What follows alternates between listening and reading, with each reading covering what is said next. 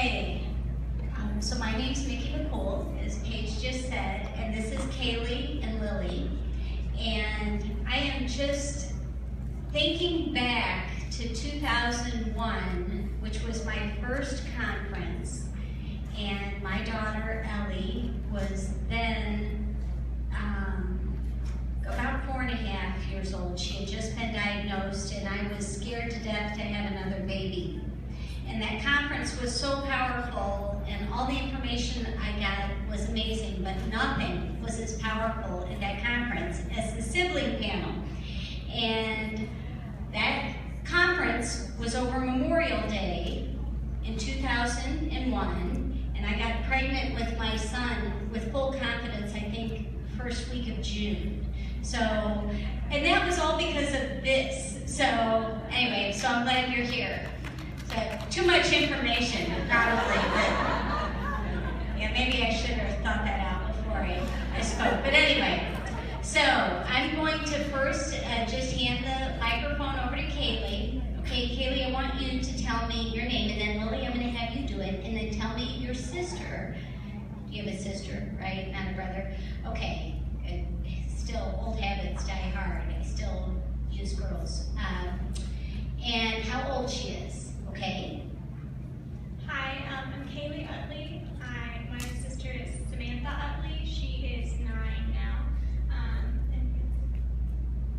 My name is Lily Howard, and my sister Harper Howard, and she was 5. Kaylee, how old are you? I'm 20 years old, and Lily? 8. Okay, so let's just talk first a little bit about something you love or you enjoy about your sister. So we'll get your brain cooking here a little bit. We're just going to talk a little bit about your sister, things that make you happy, maybe things that make you sad or frustrated, and maybe some things that make you laugh. So let your mind go there.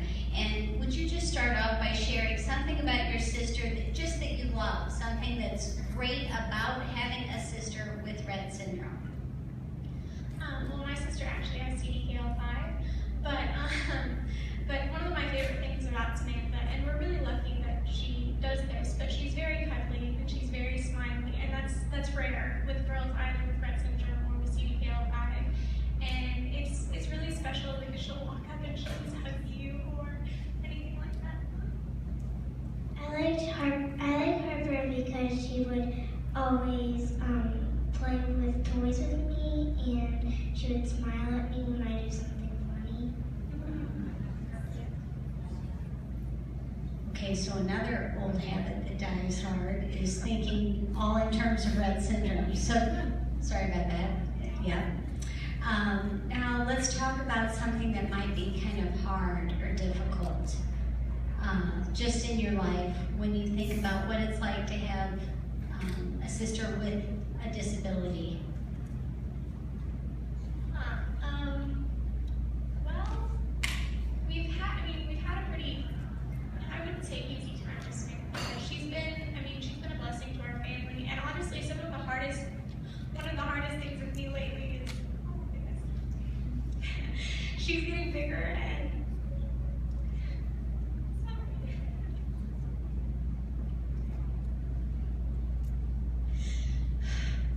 I can't lift on her like I could when I was 11, when she was born.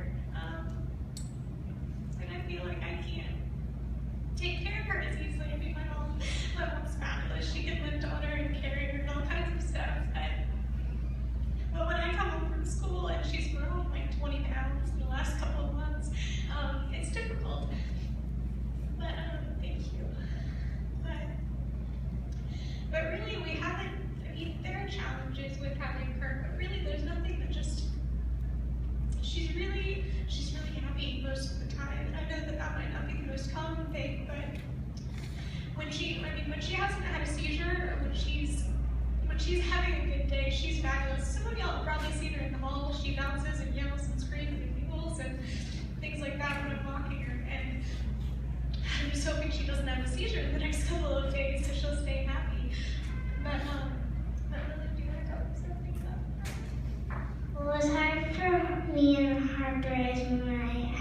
watch for when she had a seizure.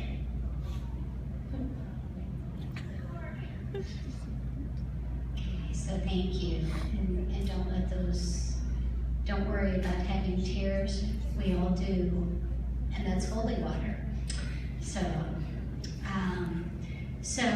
Well, here, let's shift gears, okay? I would bet money that there is something about your sister that makes you laugh. Okay? Or something that happens in your family that revolves around like the mayhem, sometimes the mayhem that's caused. So just think about anything that can make your family laugh and just maybe sometimes even throw up their hands and say, I surrender. So in our house, we have our kitchen and living area are kind of like very open concept. And so we have a couch facing like the living area, but we have a chair at the back of it that faces the kitchen. And that chair is Samantha's chair. If one of us is sitting in it and she walks into the room, she'll just kind of stand there and look at you until you get out of the chair. Or if you don't get out of the chair, she'll crawl up in your lap. And a lot of times, like she crawls up in your lap, and it seems like she's trying to make you uncomfortable so you'll get out of her chair because she doesn't typically sit down very comfortably in your lap. She'll stay on her knees on your lap or something like that. And it's really funny. I mean, it's every single time someone's in her chair, she'll walk into the room and she'll just stand there and she'll either yell or she'll crawl up on them. What was funny about Harper was when everybody got in trouble, she would laugh and smile.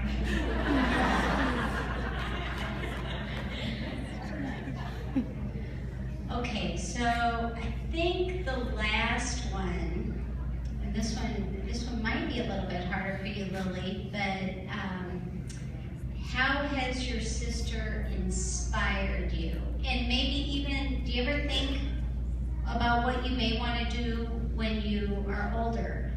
And just what you want to, has your sister had any impact on where you want to go in your life? Okay. I've considered going into music therapy. I'm actually a music major right now. My focus is mostly on performance, but I've considered possibly going into music therapy. My older sister really considered it when she first went off to school. She was also a music major. She ended up changing majors because when she transferred, she would have lost like most all of her music credits. So she decided instead of going through it again, she was going to be an English major. But we both were extremely affected. I have an older sister that's 26, and we both were extremely affected by Samantha and wanting to know like what we could do. But neither of us are very health oriented or like the health field, being a doctor or really being a therapist with anything other than music. But it's definitely, anytime I have a friend that says they want to go into occupational therapy or physical therapy, I definitely encourage them, and I tell them about Samantha, and I say that there's not enough of them, and especially with it now being a doctorate degree to be a physical therapist, if someone says they want to do that, I encourage that wholeheartedly. When I saw Harper, her nurse, when she was caring for Harper, I thought that when I grow up, I want to be a nurse to care for other kids too. Okay, so last question here is, just came into my head, went out of my head, so give me 1 second to get it back. It was a really good one too. Felt like it was like the killer way to end this. It's coming to me. Oh, it came back. So all these people would love to know if you have any advice, anything you would tell any of the moms and dads and caregivers out here that would be helpful for them about just about anything, about how maybe they should react to their typically developing kids as opposed to their kids with disabilities. Any advice you want to give? Well, so like I said, I was 11 when Samantha was born, and I was actually homeschooled.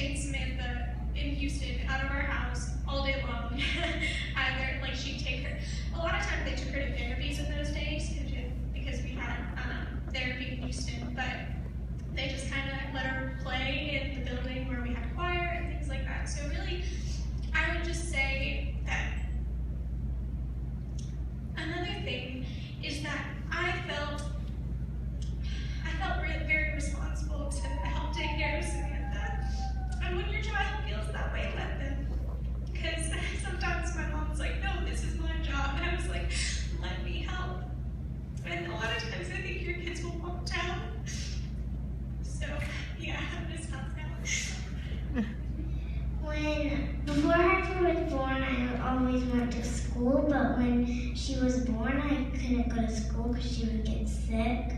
But I also enjoyed helping Harper and playing with her. But then I thought that me and her could go to school, but I knew she couldn't because she was too sick. Okay, that was really good. That was great advice. And I can't thank you girls enough for sharing. I think I speak on behalf of everyone here when I say this touches our hearts the most deeply. We want to hear all the information, but we love you and we appreciate you sharing. Yeah, thank you. Thank you girls so much.